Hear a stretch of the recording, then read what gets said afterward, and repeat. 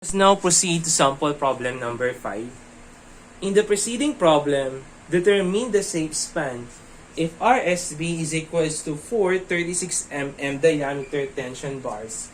Use NSCP 2015. So, kokopyahin lang natin yung kaninang problem, which is yung problem number 4 natin. Yung mag-iiba lang is yung bakal natin ngayon, yung diameter niya, instead of 25, will be 36 mm diameter. So, same lang naman yung ano natin dito, yung steps natin. So, una is we will going to assume. So, assume lang lagi na tension still will yield. So, bakit natin pinag-yield yung bakal? So that yung value ng Fs natin, that will be equal to the value of your Fy. So, para masabi natin na nag-yield yung bakal natin, yung strain natin sa steel, that must be greater than or equal to the value of your strain at yielding point. So for that, gawin lang natin compression is equal to tension. So yung C natin, that is 0.85. F prime C, A multiplied by B is equals to AS Fs. So since nag-yield yung bakal, yung Fs natin, that will become Fy. So 0.85, substitute lang natin yung mga values natin. 25, yung A multiplied by B na 280. Yung AS natin, meron tayong apat na bakal na merong 36 mm diameter multiplied by Fy, which is equal to 400 megapascal. So you have a value of your A, which is now equal to 273.71 mm. So, after natin makompute yung A, kunin naman natin si C. So, that is equal to 273.71 mm divided by the beta. So, yung beta natin, since NSCP 2015, yung limiting value natin, that will become 28 megapascal. Kapag NSCP 2001, yung limiting value, that will become 30 megapascal. Since 25 megapascal is less than to the value natin na 28 megapascal. So, yung value ng beta natin, that is 0.85. So, the value of your C will now equal to 322.01 mm. So, sir, bakit po natin pino-compute yung C?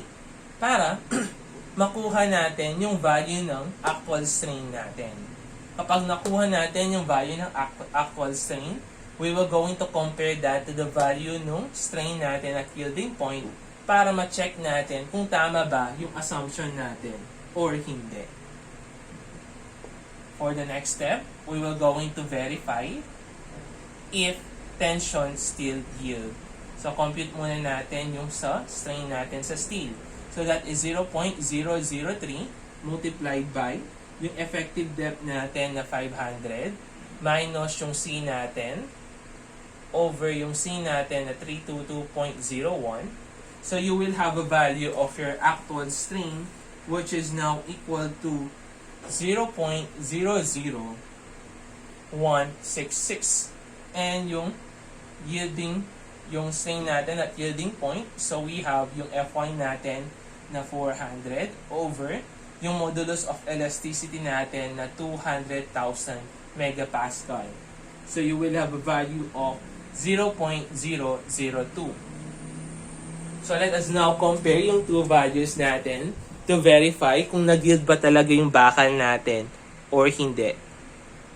So, if we were going to compare the two values, so meron tayo dito dun sa strain natin sa steel at saka yung strain natin sa yielding point natin. So we can now say na less than yung actual strain natin sa steel compared to the strain at yielding point. So, meaning to say, assumption incorrect.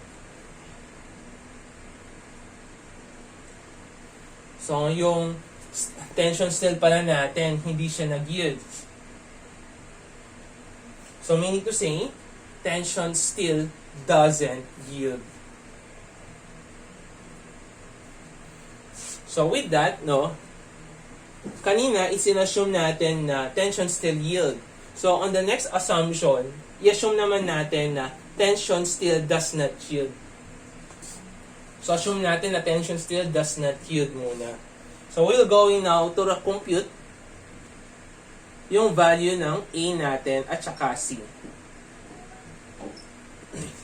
So, babalik ulit tayo dun sa main assumption natin.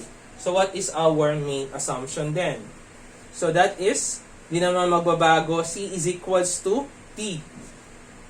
C is equals to T. C natin, that is 0.85. F prime C. Yung A natin, multiplied by B, is now equal to AS, FS. At this moment, ayan, gagamitin na ngayon natin yung value natin for the value ng FS natin. So, FS, that is equal to 600 D minus C over C. And then, yung A naman natin, A that is beta multiplied by C. So, kapag hindi nag-yield yung bakal natin, ganito yung mga formulas na gagamitin natin. So, we will just substitute yung mga values natin. So, you have 0.85. Yung F prime C natin na 25 megapascal multiplied by the value of your A. So, what will be the value of your A? So, that is beta multiplied by C. So, ano yung beta natin? That is 0.85. Kasi nga, hindi nalagpasan ng 25 megapascal yung limiting value natin na 28 megapascal. 0.85 multiplied by C. Multiplied by the width natin na 280 mm is equals to, yung AS natin, meron tayong 4 na bakal na merong area na 30, na merong diameter na 36. And then yung FS natin, so that will become 600. So D, yung effective depth natin, that is 500 minus C over C. So by shift solve, makukuha natin yung value ng C natin, which is now equal to 306.06 mm. After natin ma-compute yung value ng C natin, let us now compute for the value of your A. So A, that is beta multiplied by C. Yung value ng beta natin, that is 0.85 multiplied by 306.6. We have a value of the height of our compression block, which is equal to 260.151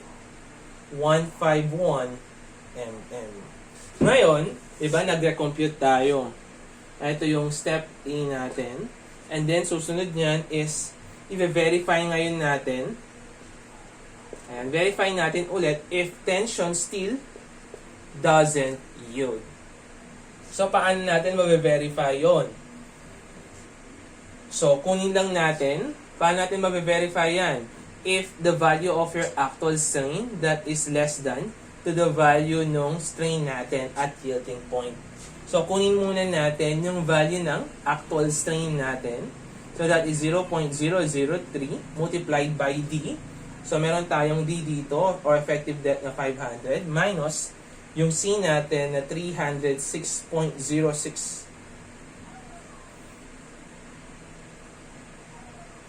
Over yung 306.06. So, the value of your actual strain is now equal to 0.00190. And then, kung yung value naman ng actual yung yielding strain natin, that is 0.002. So, mapapansin natin yung actual strain natin and yung yielding point natin na strain. So, that is less than. So, meaning to say, assumption is correct. Assumption correct. Tension still doesn't yield. Ayan. So, kapag nakuha na natin yan, so kunin na lang natin yung value ng Fs natin. So, therefore, the value of your Fs is now equal to, so kunin natin, Fs is equal to 600 D minus C. So, yung effective depth natin, that is 500. Minus yung C natin na 306.06 over 306.06. So, the value of your Fs is now equal to 380.2 megapascal. So, paano natin i-check yan? Kung tension still doesn't yield. Since yung 380.2 megapascal natin is less than 400 megapascal. Therefore, yung assumption natin is correct. So, meron tayong dalawang ways, no, to check kung nag-yield ba yung bakal or hindi. So, pwede mong gamitin yung strain natin or pwede mong gamitin naman yung pagkuha natin dun sa actual stress natin. Either of the two checking will do. So, pili lang kayo ng isa. Kung ano yung makuha ninyo is, pwede nyo i-consider parehas or pwedeng isa na lang. Depende sa trip ninyo. So, with that, meron na tayong value ng Fs natin. So, yung goal natin is mahanap natin yung value ng safe span L natin.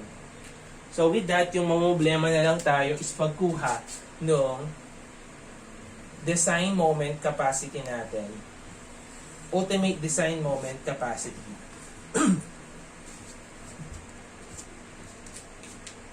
So, that is, kunin na ngayon natin yung value ng MU natin. MU capacity. So, that is equal to reduction factor multiplied by nominal moment. Reduction factor, yung nominal moment natin, meron tayo dito AS, FS, D minus A over 2. Meron na tayong value ng AS, meron na tayong value ng FS.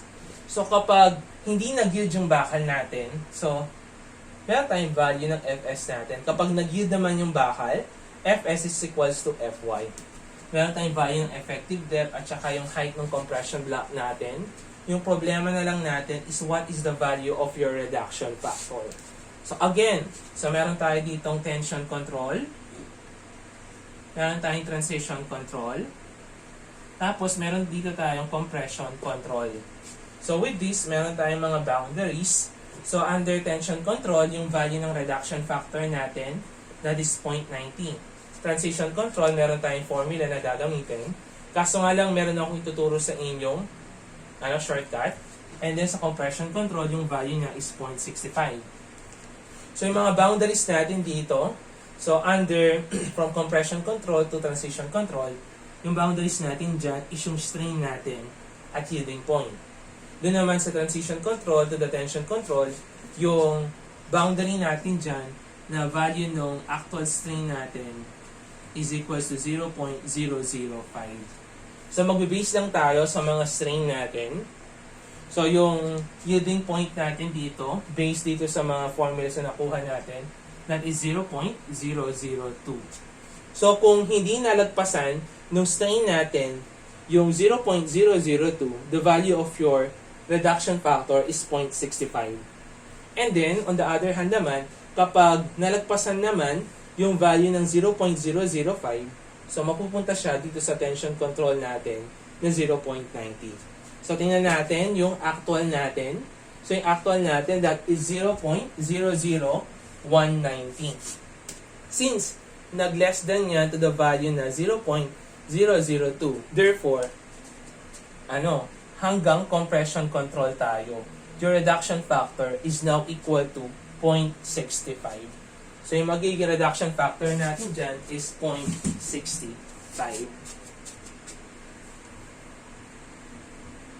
So, since meron na tayong mga given natin sa lahat, we can now compute for the value of your design moment capacity. So, yung reduction factor natin, that is 0.65. Yung AS natin, meron tayong 4 na bakal na merong diameter na 36 mm squared. The value of your Fs, ito yung na-compute natin, na 380.2 megapascal. Yung effective depth natin, that is 500. Yung height ng compression block natin, that is 260.151 over 2. So, the value of your MU capacity is now equal to 372.215 kilonewton meter. And after that, for the last step, from flexure, since flexure lang naman yung i-consider natin, So, yung kanina natin na MU capacity, ito yung capacity natin, that is equal to MU max natin. Okay? So, yung MU capacity natin, that is 372.215 kilonewton meter. So, yung MU max natin, kopyahin lang natin yung na-derive natin dun sa problem number 4 natin. That is 14.298 L squared plus 184 L. So, shift solve lang tayo. Makukuha natin dyan is dalawang roots. So, yung makukuha mo dyan is merong isang positive roots at saka negative roots. So, yung kukunin lang natin is the positive root, which is equal to 1.777 meter. Therefore, yung safe L natin is now equal to 1.77 meter. So, this would become our safe span. So, ganun lang yung pagkuha natin sa pagkuha ng mga safe span natin.